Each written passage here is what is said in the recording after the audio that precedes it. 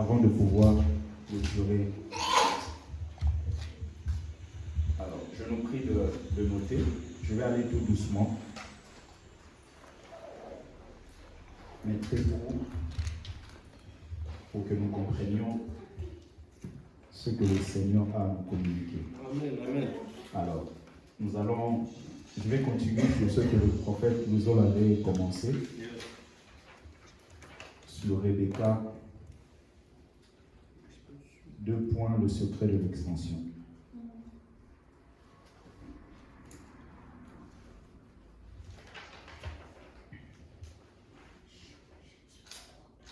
Rebecca, 2 points, le secret de l'expansion. Pour cela, vous pouvez noter, nous allons lire 2 textes. Premièrement, dans Genèse chapitre 24.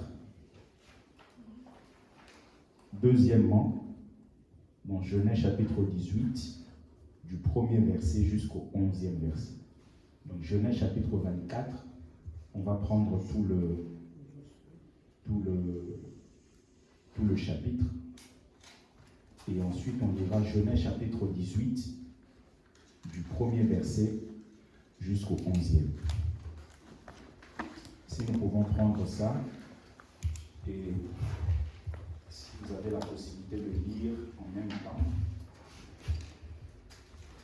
ce serait bien. Sinon, vous suivez juste dans votre Bible aussi. Genèse chapitre 24.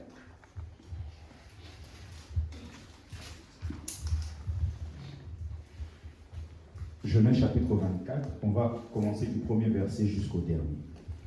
Comme ça, on comprend bien l'histoire. La Bible dit, Abraham était vieux, avancé en âge, et l'Éternel avait béni Abraham en toutes choses. Abraham dit à son serviteur le plus ancien de sa maison, l'intendant de tous ses biens, mais je te prie ta main sous ma cuisse, et je te ferai jurer par l'Éternel, le Dieu du ciel et le Dieu de la terre, de ne pas prendre pour mon fils une femme parmi les filles de Cananéennes, au milieu desquelles j'habite, mais d'aller dans mon pays et dans ma patrie prendre une femme pour mon fils Isaac. Le verset 5, le serviteur lui répondit, peut-être la femme ne voudra-t-elle pas me suivre dans ce pays-ci? Devrais-je mener ton fils dans le pays d'où tu es sorti? Abraham lui dit, garde-toi d'y mener mon fils.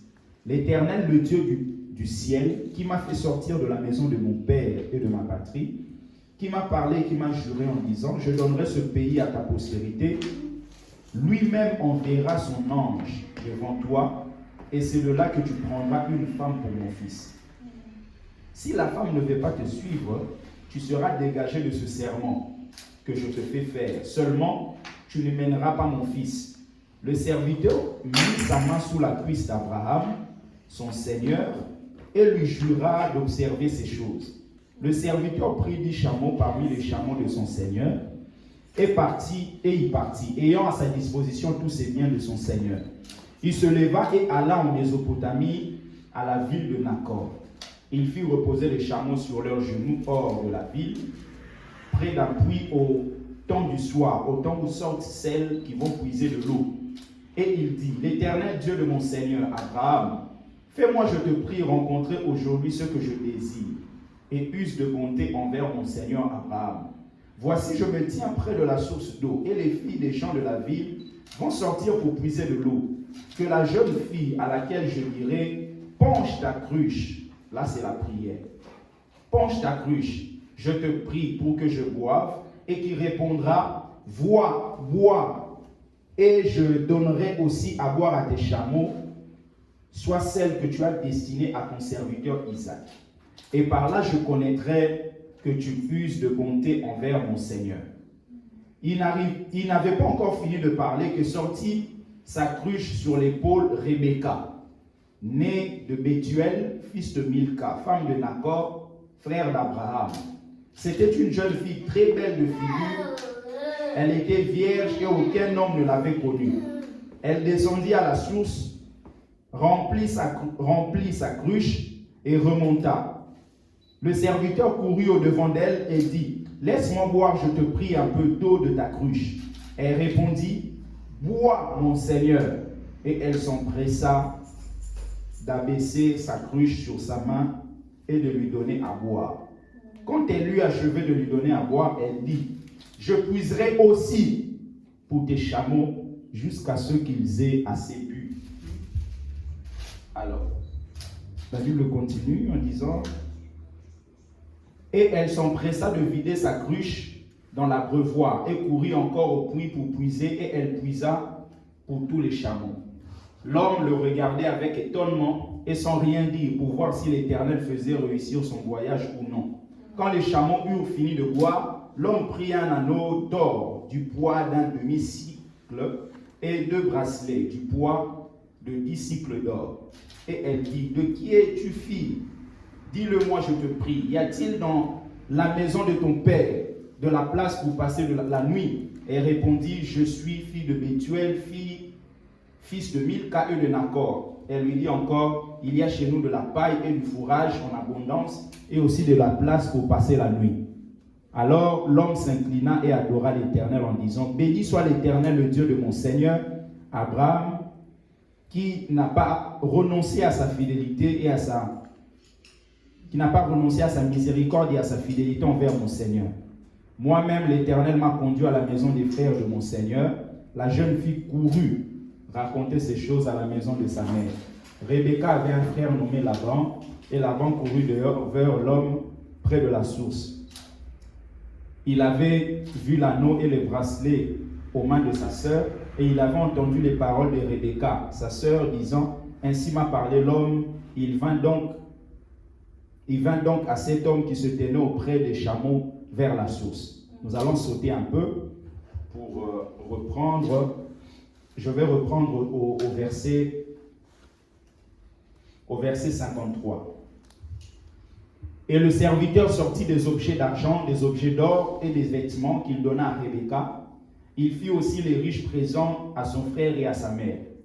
Après quoi, ils mangèrent et burent, lui et les gens qui étaient avec lui, et ils passèrent la nuit. Le matin, quand ils furent levés, le serviteur dit, « Laissez-moi retourner vers mon Seigneur. » Le frère et la mère dirent, « Que la jeune fille reste avec nous quelque temps encore, 10 de jours, ensuite tu partiras. » Il leur répondit, « Ne me retenez pas plus que l'Éternel a fait réussir mon voyage. Laissez-moi partir et que j'aille vers mon Seigneur. » Alors il répondit, « Appelons la jeune fille et consultons-la. » Ils appelèrent donc Rebecca et lui dirent, « Veux-tu aller avec cet homme ?» Retenez bien, « Veux-tu aller avec cet homme ?» Elle répondit, « J'irai. » Et ils laissèrent partir Rebecca, leur sœur, et sa nourrice vers le serviteur d'Abraham et ses gens. Ils bénirent Rebecca et lui dirent, « Ô notre sœur, puisses-tu devenir des milliers de myriades et que ta postérité possède la porte de tes ennemis. » Je saute au verset 64. La Bible dit, Rebecca leva aussi les yeux, vit Isaac et descendit de son chameau. Elle dit au serviteur, « Qui est cet homme qui vient dans les champs à notre rencontre ?» Et le serviteur répondit, « C'est mon Seigneur. » Alors elle prit son voile et se couvrit. Le serviteur raconta à Isaac toutes les choses qu'il avait faites. Isaac conduisit Rebecca dans la tente de Sarah, sa mère. Il prit Rebecca qui devint sa femme et il l'aima. Ainsi fut consolé Isaac après avoir perdu sa mère. Amen. Amen. Alors, c'était un peu long. Alors là, on va prendre Genèse 18, du 1er jusqu'au 11e verset. Genèse 18, du 1er au 11e verset. L'Éternel lui apparut parmi les chênes de Mamré, comme il était assis à l'entrée de sa tente pendant la chaleur du jour. Il leva les yeux et regarda, et voici 3 hommes étaient debout près de lui. Quand il les vit, il courut au-devant d'eux depuis l'entrée de sa tente et se prosterna à terre. Et il dit, « Seigneur, si j'ai trouvé grâce à tes yeux, ne passe point, je te prie, loin de ton serviteur. Permettez qu'on apporte un peu d'eau pour vous laver les pieds et reposez-vous sous cet arbre. J'irai prendre un morceau de pain pour fortifier votre cœur, après quoi vous continuerez votre route, car c'est pour cela que vous passez près de votre serviteur. » Ils répondirent, « Fais comme tu l'as dit. » Abraham alla promptement, j'aime beaucoup ce mot, promptement dans sa tente vers Sarah. Et il dit, vite 3 mesures de fleurs de farine pétrie et fais des gâteaux. Et Abraham courut à son troupeau, prit un veau tendre et bon, et le donna à un serviteur, qui se hâta de l'apprêter. Il prit encore de la crème et du lait avec le veau qu'on avait apprêté, et il les mit devant eux. Il se tint lui-même à leur côté sous l'arbre, et ils mangeaient. Alors il lui dit, où est Sarah ta femme? Il répondit, elle est là dans la tente. L'un d'entre eux dit, je reviendrai vers toi à cette même époque, et voici Sarah ta femme aura un fils. Sarah écoutait à l'entrée de la tente qui était derrière lui. Abraham et Sarah étaient vieux, avancés en âge, et Sarah ne pouvait plus espérer avoir des enfants. Amen. Amen. Alors, gloire au Seigneur. Nous allons partager justement sur ce thème, Rebecca, le secret de l'expansion.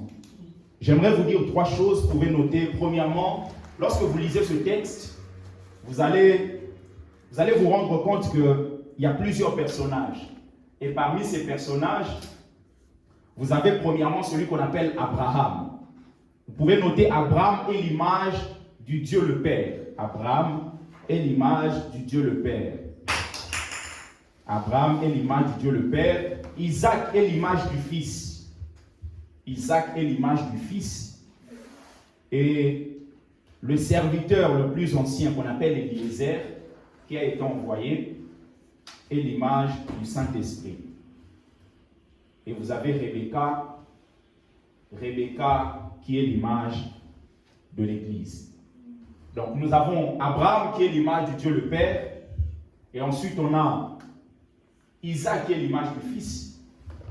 Nous avons le serviteur le plus ancien qui est l'image du Saint-Esprit, et nous avons Rebecca qui est l'image de l'Église. Abraham l'image du Père parce que c'est Abraham qui a la volonté, c'est Abraham qui sait ce qu'il faut faire.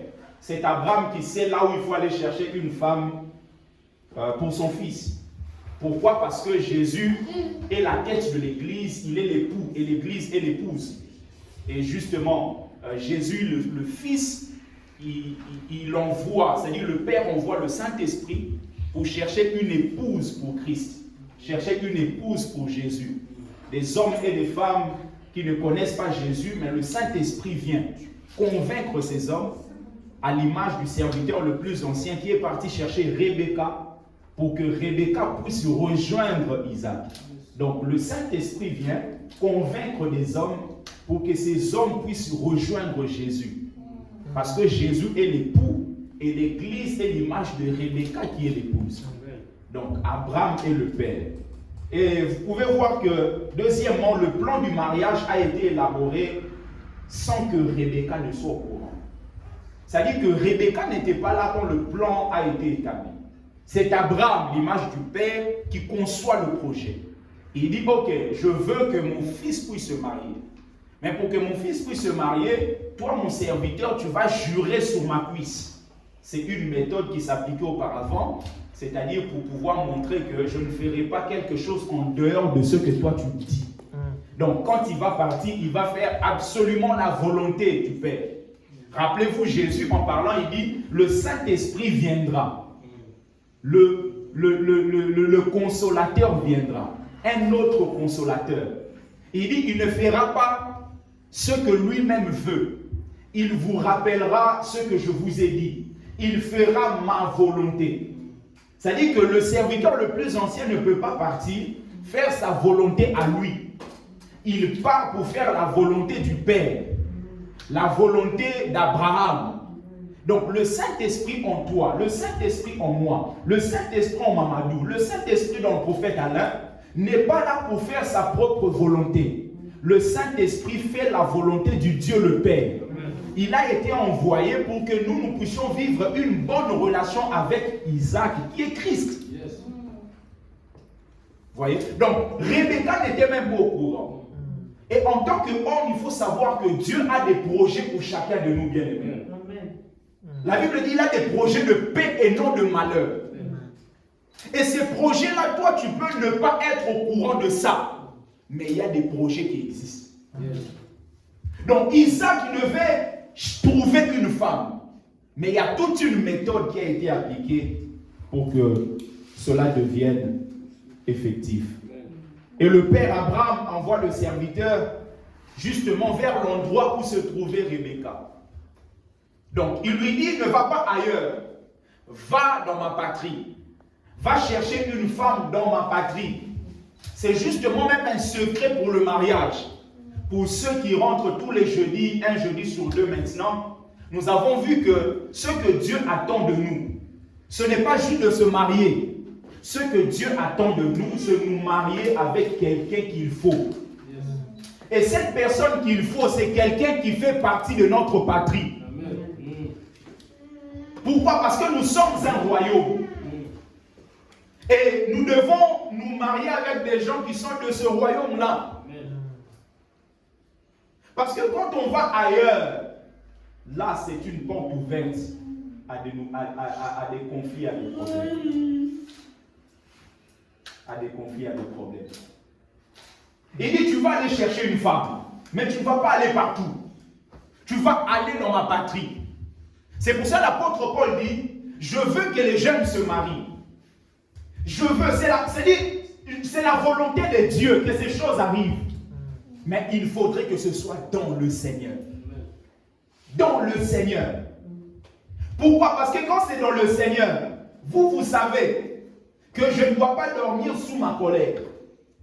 L'autre aussi sait que je ne dois pas dormir sous ma colère. Vous pensez que dans une telle famille, les gens peuvent passer 2 jours sans se parler? Non. Il ne faut pas passer 2 jours sans se parler. Pourquoi? Parce que les deux sont en train d'appliquer les mêmes principes. Le principe qui dit que je dois pardonner. Et à chaque fois lorsque tu réalises que oh mais Jésus m'a vraiment pardonné. Moi qui étais, je ne sais quel koulouna, j'étais voleur. Mais au-delà de tout ça, il m'a pardonné. Mais comme il m'a pardonné, moi aussi je dois pardonner. Et vous verrez que dans une telle famille, il y aura la cohésion qui va régner. Donc le but de son envoi était de trouver une femme, c'est-à-dire l'Église. Et de permettre à cette femme de rentrer dans sa destinée. Parce que Rebecca était là où elle était, mais il fallait maintenant rentrer dans sa destinée. Parce que Rebecca devait devenir la mère de plusieurs. Il y a des promesses qui ont été annoncées par Dieu dans la vie d'Abraham. Mais ces promesses-là devaient prendre effet dans la vie d'Isaac. Mais la grande postérité ne peut pas venir aussi longtemps que Isaac n'est pas marié. Comment Isaac peut permettre une grande postérité après lui s'il ne met pas au monde? Mais en tant qu'homme, il ne peut pas mettre au monde tout seul. Donc il a besoin d'une femme. Donc cette femme devait être là pour permettre la réalisation de ce que Dieu avait annoncé comme prophétie. Amen. Amen. Donc vous voyez que quand vous rentrez dans un endroit comme le mariage, vous ne venez pas juste pour avoir des enfants. Vous ne venez pas juste pour être à deux. Vous venez pour accomplir un but céleste. Amen. Un but céleste.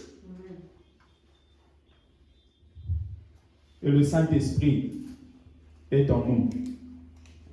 Et en nous, il nous permet de vivre la destinée. Parce que Rebecca, en elle-même, je ne sais pas où elle allait rencontrer Isaac. Isaac n'était même pas au même endroit.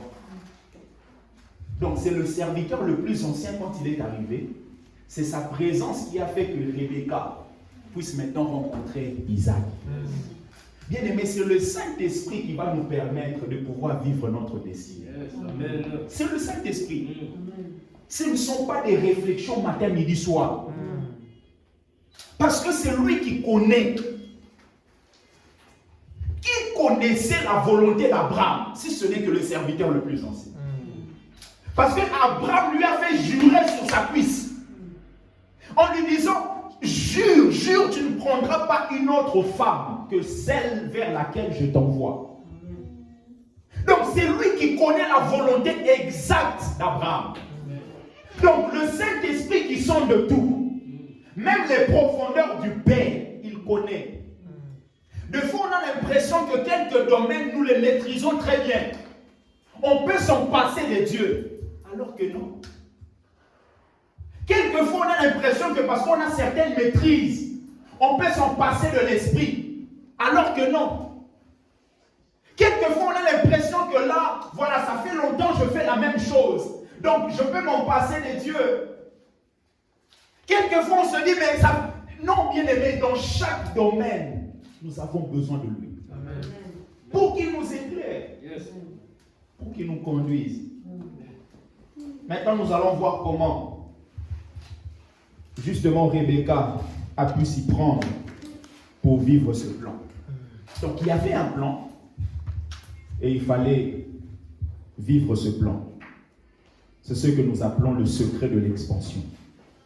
Pourquoi? Parce que ça ne suffit pas d'avoir un plan. Le plan peut être là. Premièrement, il faut le connaître. Deuxièmement, il faut appliquer les principes nécessaires pour vivre ce plan. La prophétie peut être là. Mais la prophétie ne suffit pas. La prophétie ne suffit pas. Plusieurs personnes dans la Bible ont reçu des prophéties exactes. Ce ne sont pas des hommes et des femmes charnels qui ont parlé, non. Une prophétie exacte, mais ces prophéties ne sont pas allées loin.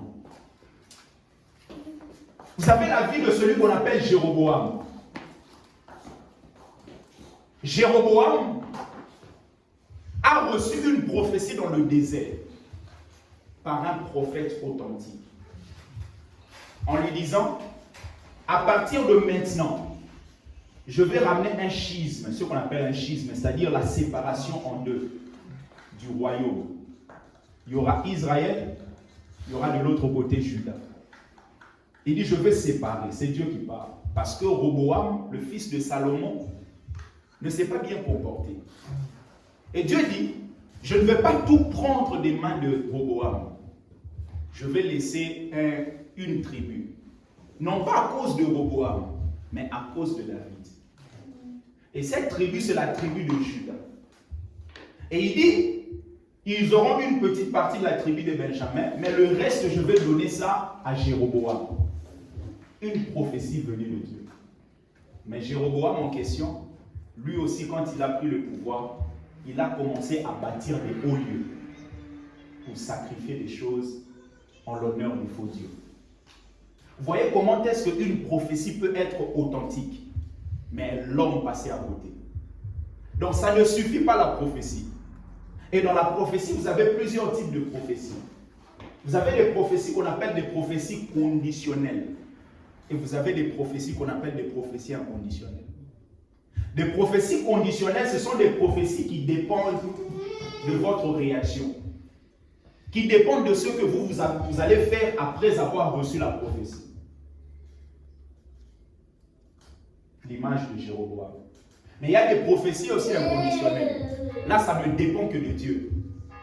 Ça dit, si Dieu a dit ça, il le fera, même si les hommes ne veulent pas. Et dans la vie chrétienne, il faut savoir jauger avec les deux. Savoir ça, c'est une prophétie conditionnelle ou pas. Et la plupart des choses que nous recevons de Dieu, ce sont des prophéties conditionnelles. Et vous verrez, depuis l'Ancien Testament, il dit, si tu fais ça, voilà ce que moi je ferai. Dieu peut promettre quelqu'un une grande destinée. Mais à cause de ce que cet homme fait, il perd tout. Il y a des gens qui pouvaient être des présidents de la République. Mais simplement parce qu'ils n'ont pas su gérer les femmes, ils ont tout perdu. Il y a quelques années, on parlait de DSK. Un homme très brillant, très intelligent. Au devant de qui même les présidents, les anciens présidents Sarkozy et tout ça tremblaient. Un professeur très brillant d'économie. Mais comme il y avait une faiblesse quelque part, ces choses ne se sont pas réalisées. Aujourd'hui, on aurait pu parler de lui comme soit ex-président ou soit il continue. Mais on parle de lui en faisant référence à une chambre aux États-Unis. La vie, des fois c'est bizarre. Des fois, c'est bizarre. Donc, Dieu peut parler. Mais qu'est-ce que vous faites après avoir entendu les Seigneurs?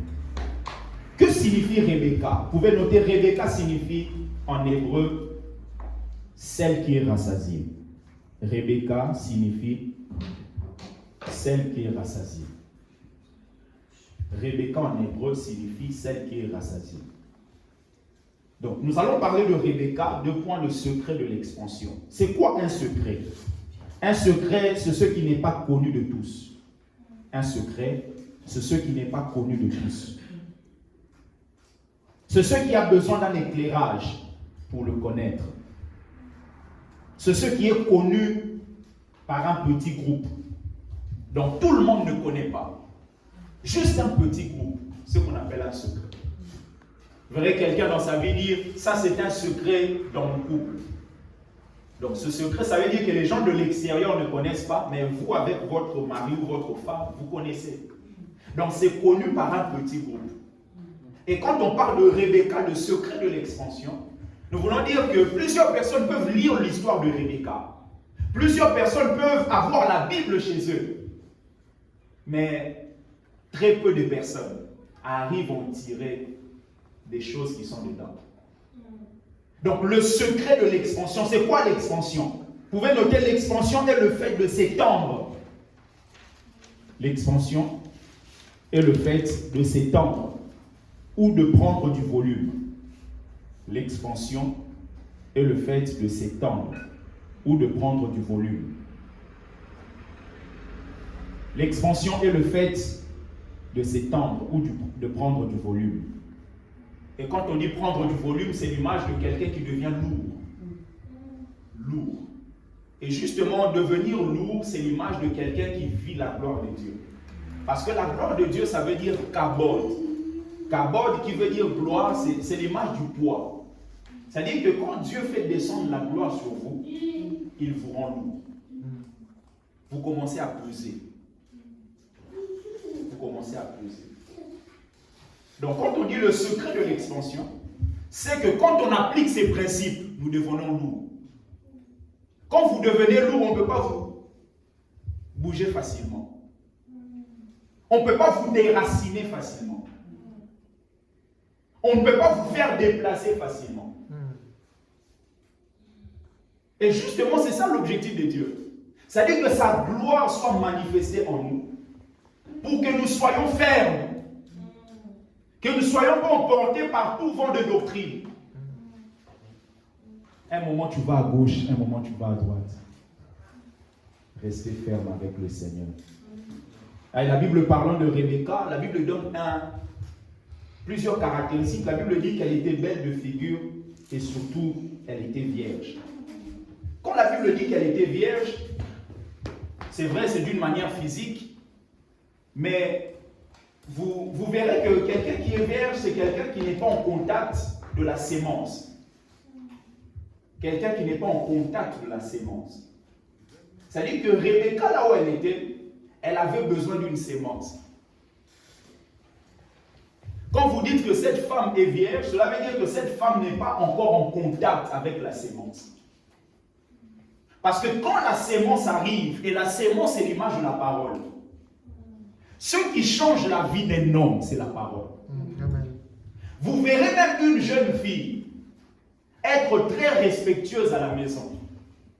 Mais le jour où elle va entendre la voix d'un jeune homme, même ses horaires changent. On avait une grande sœur comme ça à Kinshasa. Elle était très polie, très carrée, elle sortait, elle revenait à l'heure. Mais le jour où on a appris qu'elle a été draguée par un monsieur du quartier, l'école finit à 17h, mais elle revient à 19h. Pourquoi? Parce qu'il y a une parole qui a été sortie quelque part, et cette parole a eu des effets dans sa vie. Donc Rebecca était vierge, il fallait qu'une sémence vienne.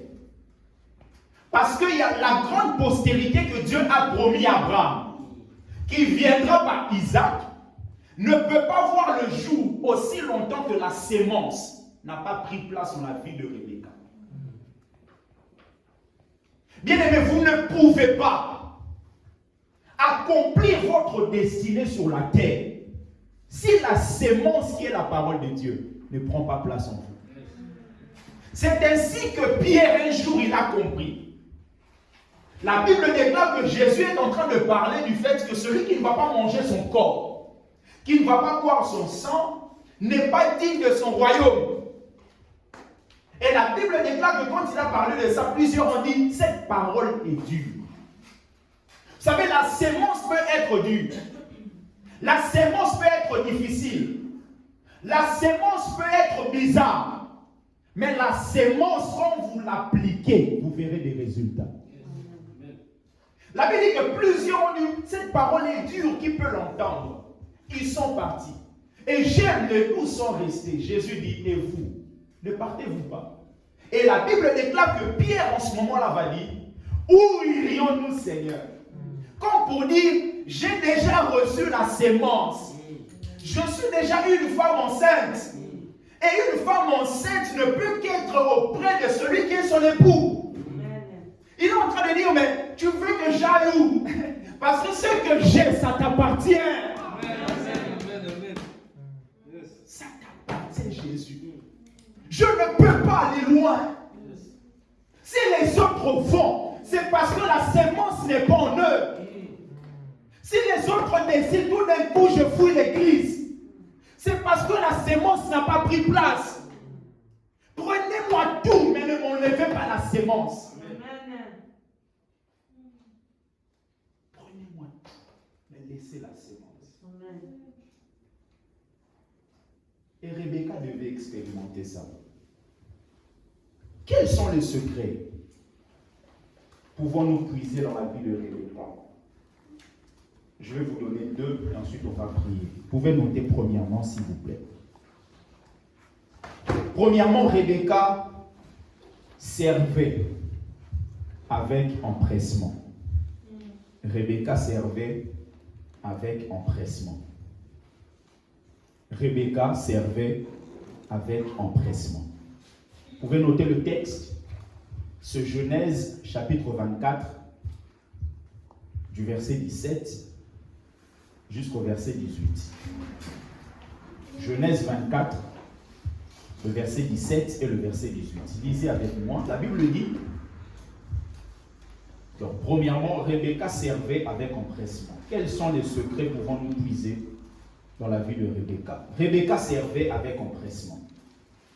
Genèse chapitre 24, du verset 17 au verset 18. La Bible dit, le serviteur courut au-devant d'elle et dit, laisse-moi boire, je te prie, un peu d'eau de ta cruche.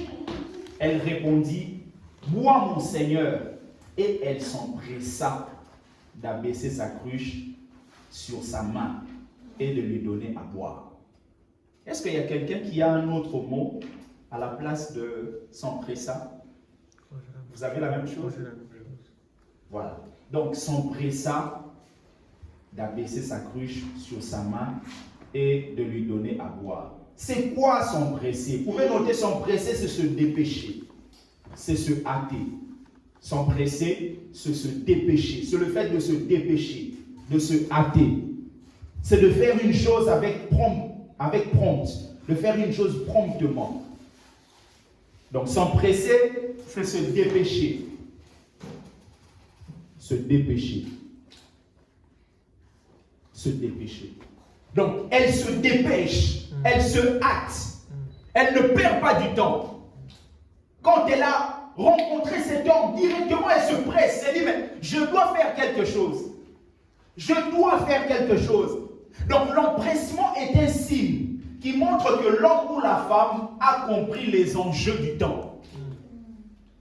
Donc, celui qui s'empresse, ça veut dire que la personne a compris les enjeux du temps.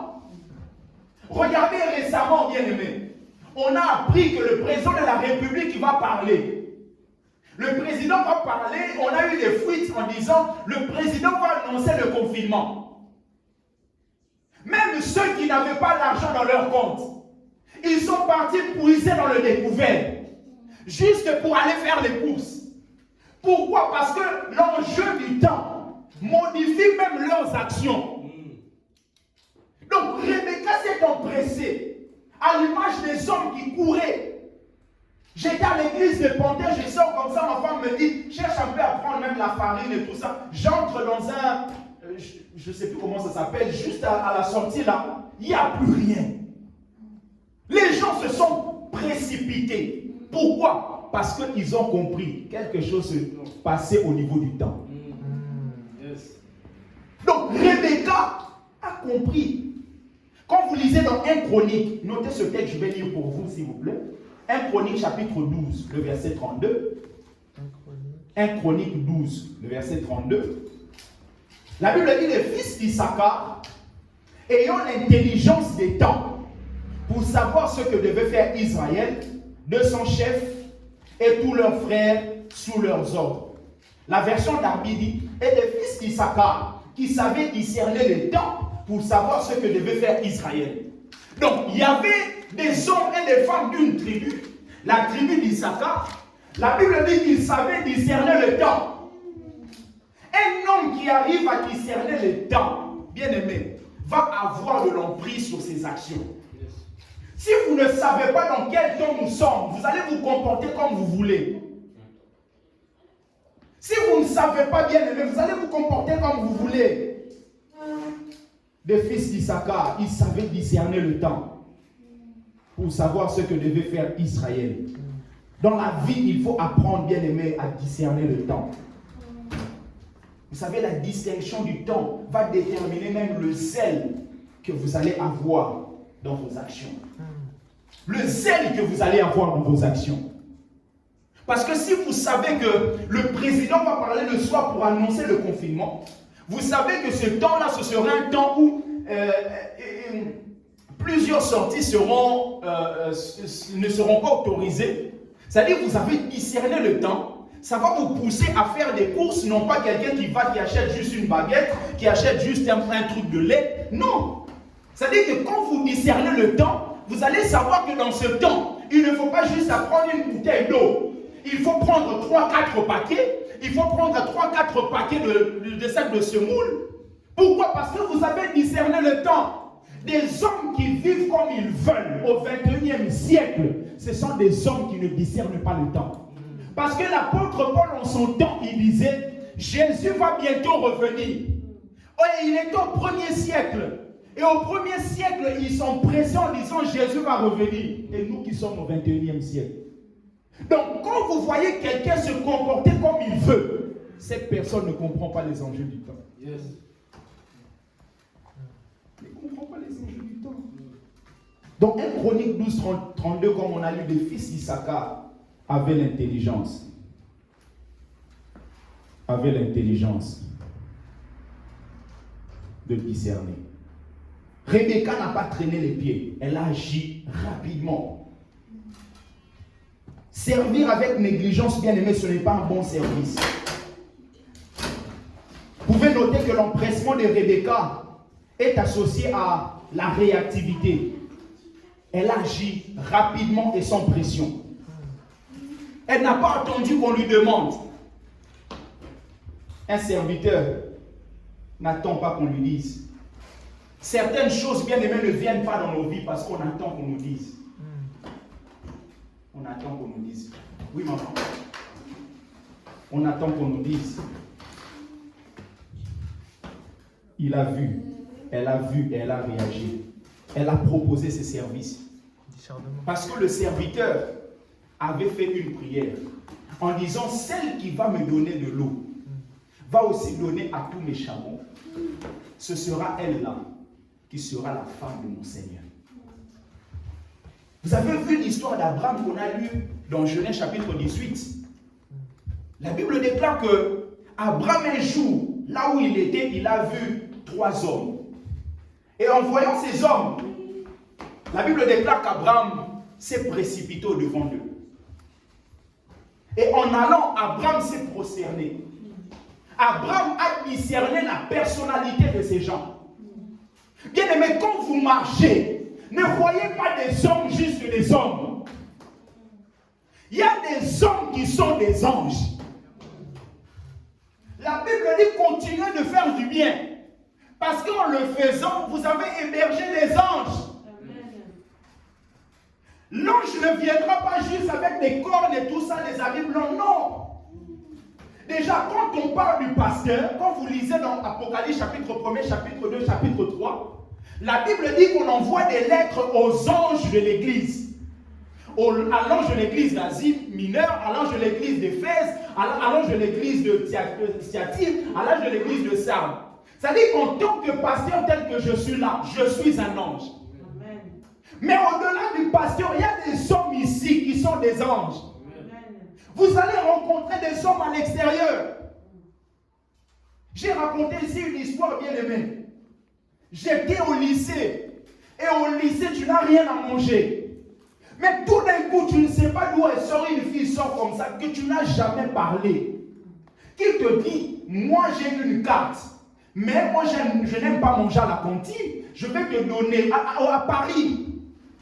Par jour, c'est autour de 4 euros, 5 euros, le repas.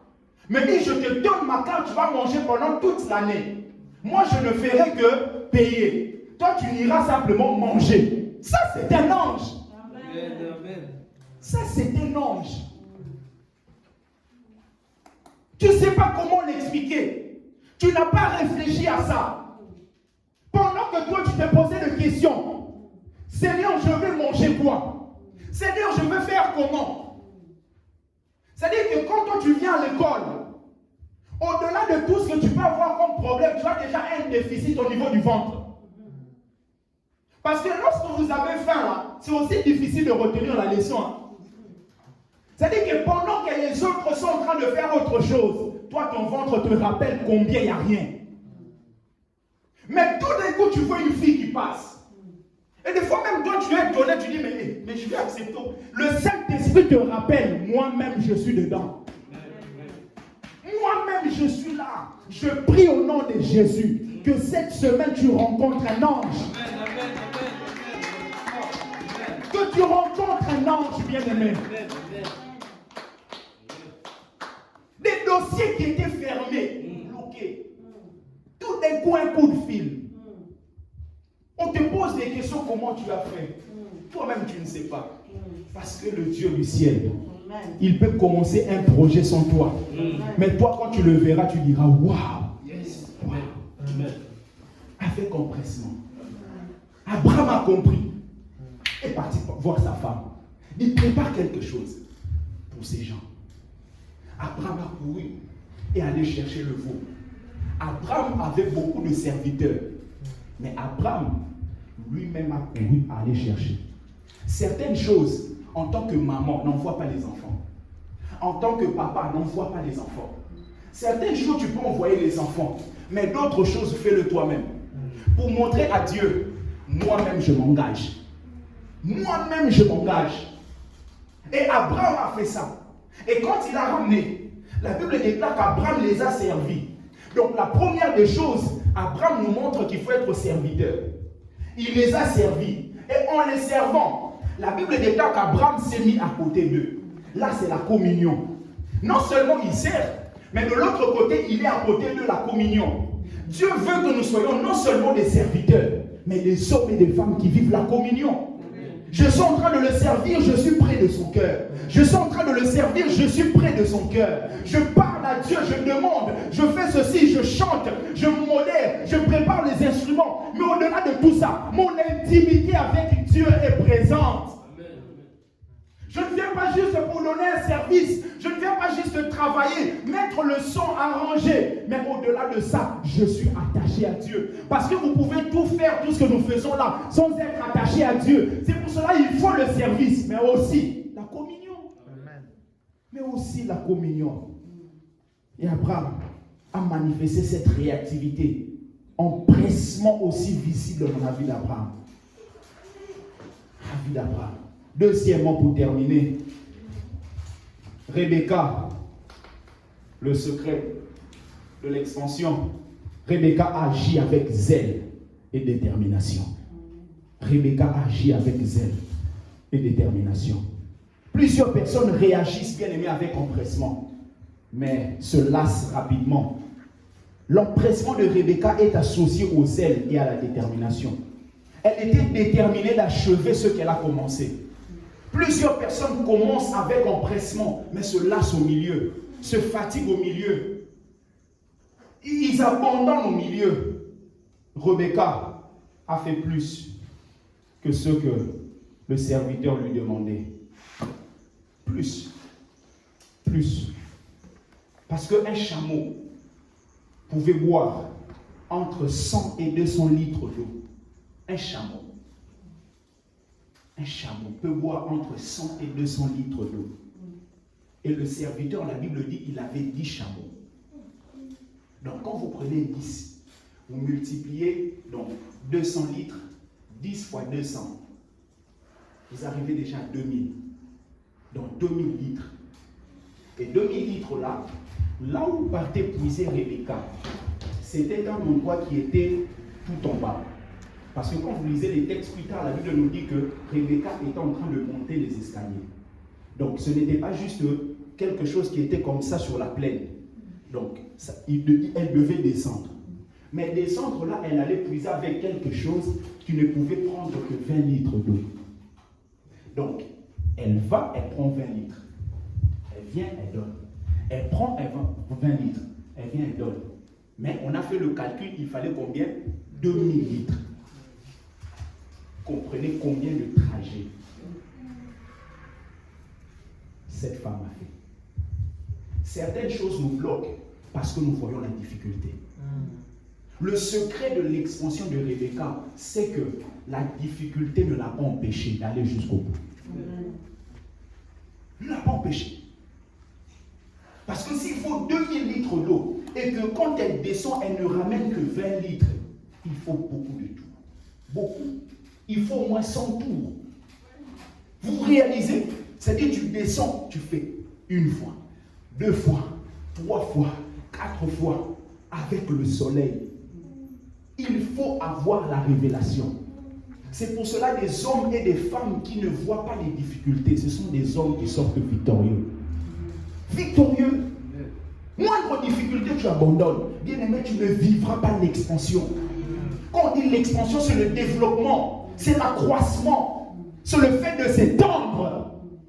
S'étendre d'une manière physique, mais aussi familiale, d'une manière personnelle, mais aussi collective.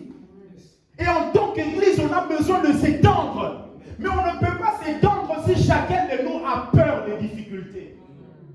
Moindre difficulté, on fuit. Moindre problème, on se lasse.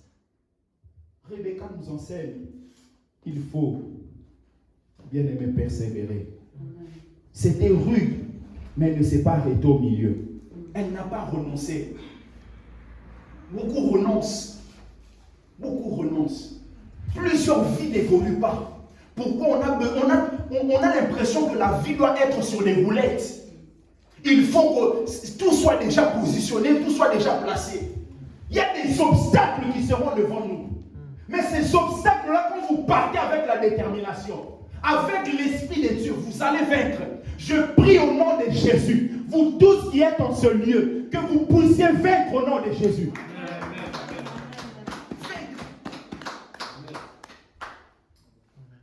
Même dans la relation au niveau du choix du conjoint. Il y a des choses qui peuvent être là, des blocages. Et plusieurs personnes passent à côté comme ça. Oh non, mais c'est Dieu, moi j'abandonne. On t'a dit que le mariage c'était pour les enfants. C'est pour les adultes. Des hommes qui comprennent que quand je m'engage là-bas, il y a des combats. Mais la Bible me dit que je suis plus que vainqueur par celui qui m'a aimé.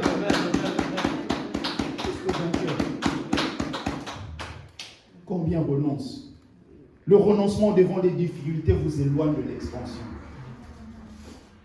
Rebecca nous enseigne. Et au-delà de tout ça, pour terminer, Rebecca a fait confiance au serviteur le plus ancien. Parce que quand finalement le serviteur le plus ancien a vu que Rebecca était en train de faire tout ça, il a commencé à prier en disant: Père, tu as exaucé ma prière. Tu as fait réussir mon voyage. Tu as fait réussir mon voyage. Parce que lui, il ne pouvait pas s'attendre à ça. il avait fait une prière en disant, celle qui va non seulement me donner à moi de l'eau, mais aussi à tous les chameaux. Donc c'est quelque chose de difficile. Et comme c'était difficile, ça ne pouvait que être la volonté de Dieu.